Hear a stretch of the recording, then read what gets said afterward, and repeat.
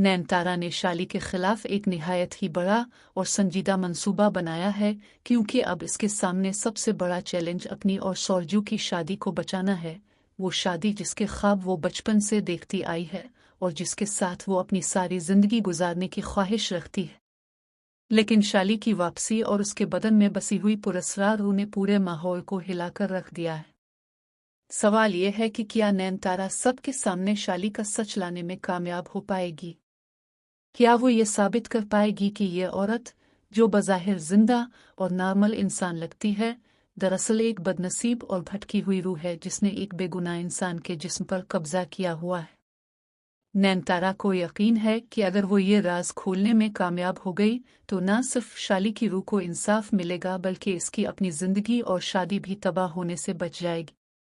Drama Nayantara की कहानी इन दिनों नाज़रीन के दिलों को अपनी गिरफ्त में ले चुकी है, क्योंकि हर किस्त में ऐसे मोड़ सामने आ रहे हैं जिनकी तवक्को किसी को भी नहीं थी।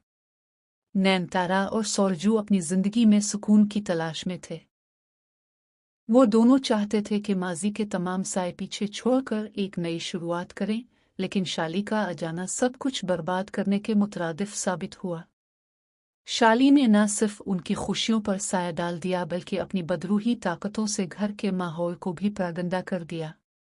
वो बार बार सौरजू को अपनी तरफ माइल करने की कोशिश करती है, कभी अपने मीठे अल्फाज से, कभी जज्बाती ड्रामा रचाकर और कभी अपनी आंखों के जादू से। लेकिन नयनतारा जानती है कि ये सब दिखावा है और उसके पीछे एक खौफनाक सच छुपा हुआ है, इसलिए वो हार मानने को तैयार नहीं।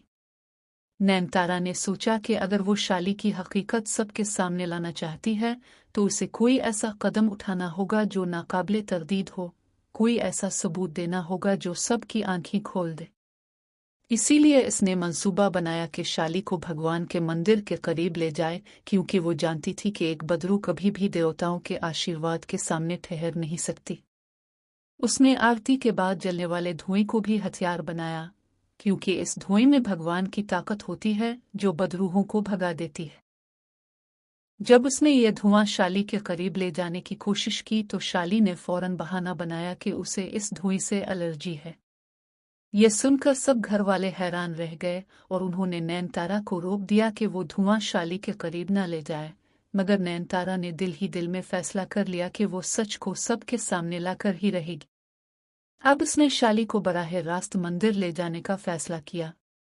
उसने कहा कि अगर तुम वाकई साफ दिल की इंसान हो तो मंदिर में दाखिल होने में क्या मसला है। मंदिर में दाखिल होने से पहले तुम्हें भगवान के दर्शन जरूर करने होंगे। जैसे ही ये बात हुई, शाली के चेहरे पर खौफ की लकीरें नजर आने लगे। इसकी आंखों में छुपता हुआ डर साफ झलक रहा था और वो बहाने तराशने लगी कि वो बीमार है, इसे चक्कर आ रहे हैं या फिर इसका दिल घबरा रहा है। लेकिन नयनतारा के सामने ये सब बातें बेमानी थी, क्योंकि वो जानती थी ये सब ड्रामा सिर्फ इसलिए है ताकि शाली मंदिर में दाखिल ना हो। दूसरी तरफ घर वाले भी अब कश्मकश में थे। कुछ को यकीन होने